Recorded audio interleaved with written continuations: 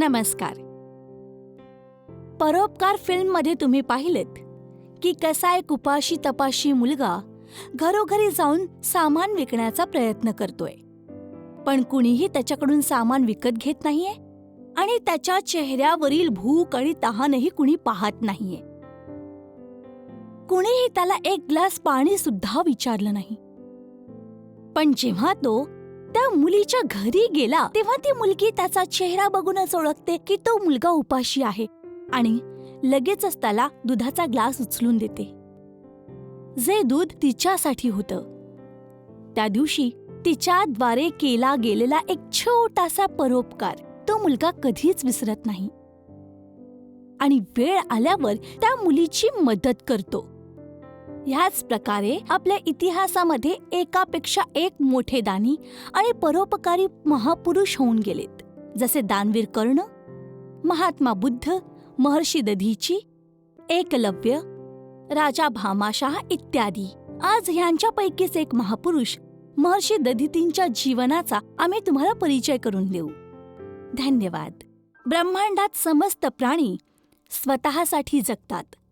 सर्वांना स्वतःचंच भलं करायचं असतं, पण काही व्यक्ती अशाही असतात ज्या परोपकारासाठी स्वतःच्या भल्याचं बलिदान करतात. अशाच महान आणि परोपकारी पुरुषांमध्ये महर्षी दधीचींचे नाव सदैव आदराने घेतले जाते. दधीची प्राचीन काळातील परम तपस्वी आणि ख्यातीप्राप्त महर्षी होते. यास्केंच्या मतानुसार दधीचींची माता चित्ती आणि पिता अथर्वा होते, म्हणूनच यांचं नाव दधीची असे ठेवण्यात आले. एका पुराणानुसार ही कर्दम ऋषींची कन्या शांतीच्या गर्भातून उत्पन्न अथर्वाचे पुत्र होते. त्यांच्या पत्नीचे नाव गभस्थनी होते. महर्षी दधीची वेदशास्त्रांचे संपूर्ण ज्ञानी आणि स्वभावाने अतिशय दयाळू होते. अहंकार तर त्यांच्यात नाममात्रही नव्हता. ते नेहमी इतरांचं भलं करण्यात स्वतःचं परमधर्म समजायचे.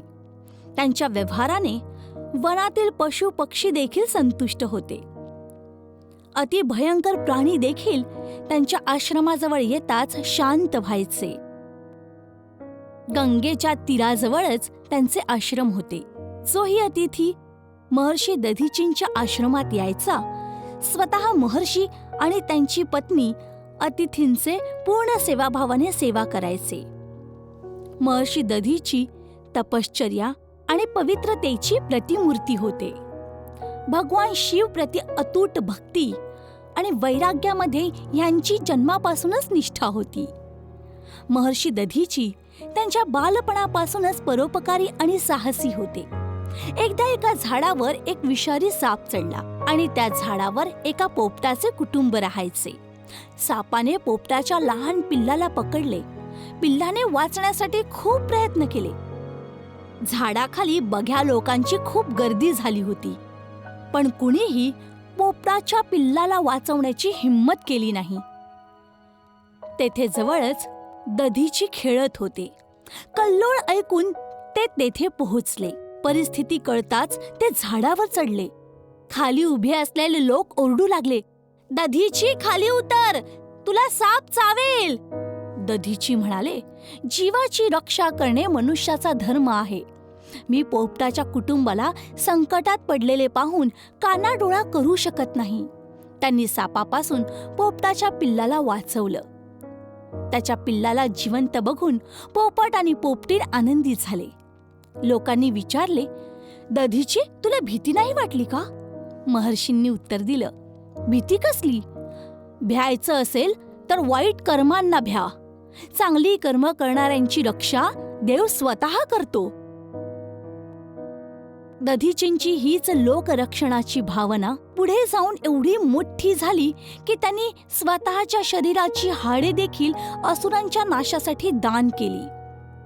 असं म्हणतात की एकदा इंद्र लोकावर वृत्तासुर नावाच्या राक्षसाने स्वतःचा अधिकार जमवला आणि इंद्रासहित सर्व देवांना देवलोकातून बाहेर काढले. सगळे देव त्यांची व्यथा घेऊन ब्रह्मदेवाकडे गेले. ब्रह्मदेवांनी एक उपाय सांगितला. तो उपाय म्हणजे की पृथ्वी लोकात दधीची नावाचे एक महर्षी राहतात. जर ते त्यांच्या हाडाचे दान करतील आणि त्या हाडांनी एक वज्र बनवण्यात यावा, त्या वज्राने वृत्तासुराला मारले जाऊ शकते. कारण की वृत्तासुराला कोणत्याही अस्त्रशस्त्राने मारले जाऊ शकत नाही. महर्षी दधीचींच्या हाडांमध्ये तो ब्रह्मतेज आहे, ज्यामुळे वृत्तासुराला मारले जाऊ शकते. या व्यतिरिक्त इतर कोणताही उपाय नाही आहे.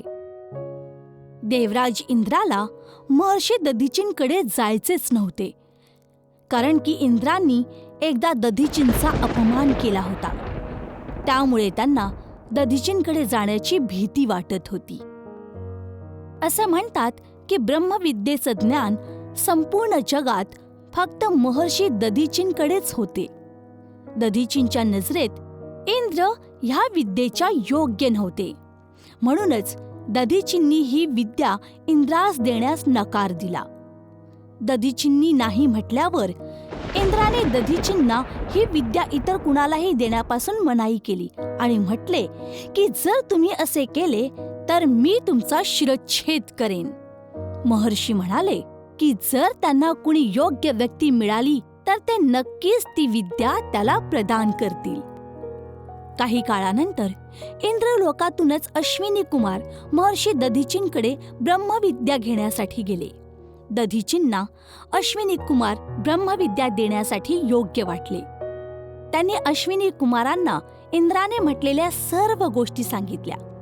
तेव्हा अश्विनी कुमारांनी महर्षी दधीचींच्या अश्वाचे डोके लावून ब्रह्मविद्या प्राप्त केली. जेव्हा इंद्राला हे कळले तेव्हा ते पृथ्वी लोकावर आले आणि त्यांच्या शब्दानुसार महर्षी दधीचींचा शिरच्छेद केला. अश्विनी कुमाराने महर्षींच्या खऱ्या डोक्याला पुन्हा लावले. यामुळेच आता इंद्र महर्षी दधीचींकडे त्यांच्या हाडाचे दान मागण्यासाठी जाऊ इच्छित नव्हते. देवलोकावर वृत्तासुर राक्षसाचे अत्याचार दिवसेंदिवस वाढतच चालले होते. तो राहून राहून देवांना त्रास देत होता. शेवटी देवराज इंद्राला इंद्रलोकाची रक्षा आणि देवांच्या भल्यासाठी आणि स्वतःच्या सिंहासनाला वाचवण्यासाठी देवांसहित महर्षी दधीचींच्या शरणी जावेच लागले. देवतांनी त्यांना ब्रह्मा, विष्णू आणि महेशनी सांगितलेली गोष्ट सांगितली आणि त्यांच्या हाडांचे दान मागितले. महर्षी दधीचींनी काहीही संकोच न करता स्वतःच्या हाडाचे दान करण्यास तयार झाले. त्यांनी समाधी घेतली आणि स्वतःचा देहत्याग केला. त्यांच्याच हाडांनी बनवलेल्या वज्राने इंद्राने वृत्तासुर राक्षसाचा वध केला. भारतीय इतिहासात खूप दानी होऊन गेले आहेत, परंतु मानव कल्याणासाठी स्वतःच्या हाडांचे दान करणारे एकमात्र व्यक्ती महर्षी दधीची होते. असे म्हणतात की मनुष्य तोच आहे ज्याच्या हृदयात करुणा आहे, दया आहे. आपण सर्वांनी महर्षी दधीचींच्या जीवनापासून परोपकार आणि त्याग ह्या भावना शिकल्या पाहिजेत आणि त्यांना आत्मसातही केलं पाहिजे.